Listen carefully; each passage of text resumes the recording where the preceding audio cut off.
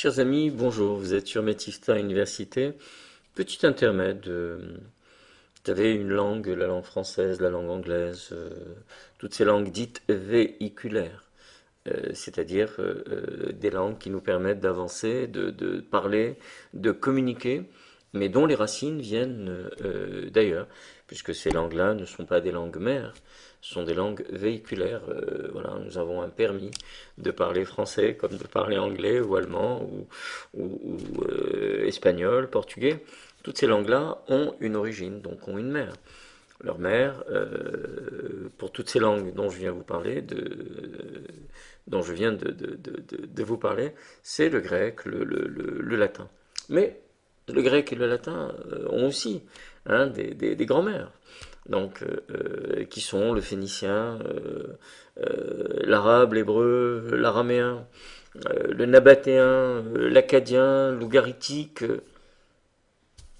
Aller dans l'histoire des Écritures et on remonte comme ça au cunéiforme et au proto-sinaïtique, aux hiéroglyphes, et en allant faire un tour bien sûr vers le sanskrit et le chinois.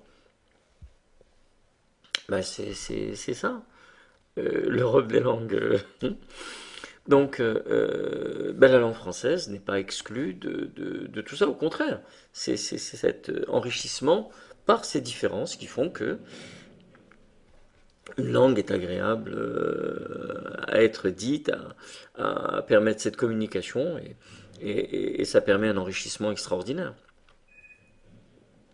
Les mots, les lettres, les noms, les métaux, les fleurs ont une histoire universelle. D'où l'importance de travailler avec des hommes et des femmes venus d'ailleurs, donc des étrangers, qui font grandir la France en cultivant nos différences. Notre président, bah, c'est notre nouvel amiral, doté d'un nouvel arsenal, s'habille en bleu azur, nouvel aigle marin, nouvel état, nouvelle alchimie. Et oui, nouvel état, nouvelle alchimie. Amiral, bah, de l'arabe amir, émir, qui est un chef. Donc, et alf, la racine de aleph, qui signifie 1000 en arabe. Un chef de 1000 hommes en mer. Et oui, le jour où il aura 1000 femmes, peut-être que ça sera différent. Donc, amir, ral, ouais, a, qui pourrait être privatif en grec, mais non. Là, c'est la racine de a, aleph, aleph qui veut dire un et 1000. Alif en arabe. Donc, un chef pour 1000 hommes en mer. C'est pas évident. Donc, un commandant de 1000 hommes en mer. Un arsenal de l'arabe, donc dar el sana, dar, la maison, es sana, el sana, donc la maison des armes. En italien, arsenal. Donc nous passons de la maison où l'on construit en arabe au dépôt d'armes, donc en italien. L'azur, quant à lui, d'un bleu perçant, eh oui, donc l'azawar, d'où le nom de la pierre d'azur donnée au lapis lazulis. Donc lapis lazuli. Quant à l'aigle marin, algacia en arabe, puis algatraz en portugais, algacia, algatraz, devenu un pénitencier, bah oui, puisque seul l'aigle pouvait s'échapper. Puis, lorsqu'il revient en pays latin, le voici, albatros. Il nous laissera aussi Albanie lorsque il retournera au Nid, qui est le pays des aigles. Il y a des milliers de mots comme ça.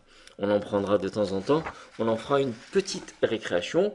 Ça, c'est quand le français parle arabe et il pense qu'il parle français, alors que l'arabe, lorsqu'il parle français, il sait qu'il parle arabe. Excellente journée sur Metifta Université. Et n'oubliez pas, tout ça c'est fait pour grandir grâce à nos différences. Puisque ne pas grandir, ben, c'est être indifférent. Indifférent, c'est la mort. La mort, mat.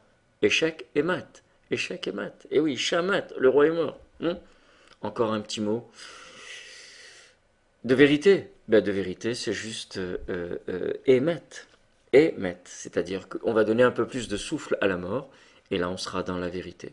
Absolue, oubliée. Elle n'est pas de ce monde.